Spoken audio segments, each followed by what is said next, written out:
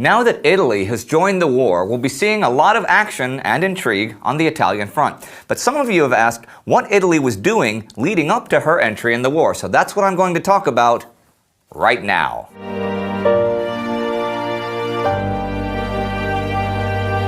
I'm Indy Neidell. Welcome to a Great War special episode about Italy and the events leading up to the Italian declaration of war. Italian history was a fairly new thing. In fact, Italy had only been unified as a single nation in 1861.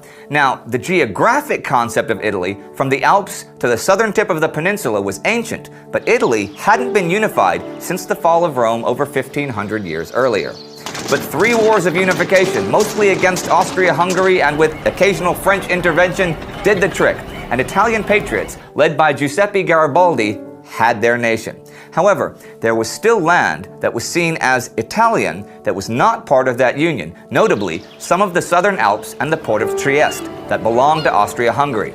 And so the word that ultimately guided Italy's entry into the war was irredentism, redemption of Italian territory.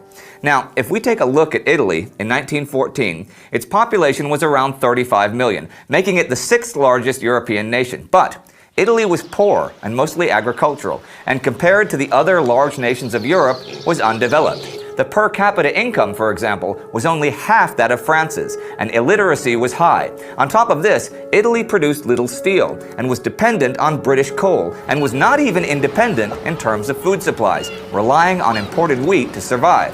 Also, even though Italy may be unified as a nation, there was no real sense of nationhood among large parts of the population, or even ethnic unity.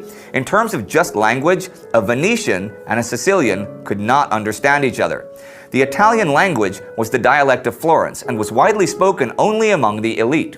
The unification had also not brought forth the much-hoped-for social revolution, and power was concentrated among landowners and industrialists, which fostered resentment and political turmoil. Indeed, a quote from post-unification went like this: "Now we have made Italy, we still have to make the Italians." In terms of political structure, Italy was a constitutional monarchy, with Victor Emmanuel III sitting on the throne, as he would until after the Second World War. This era was politically dominated, though, by Prime Minister Giovanni Giolitti. In fact, the period from 1901 to 1914 is called the Giolitti era. He was a master of transformismo, which was the art of isolating the extreme right and extreme left wings in politics and making a centrist coalition.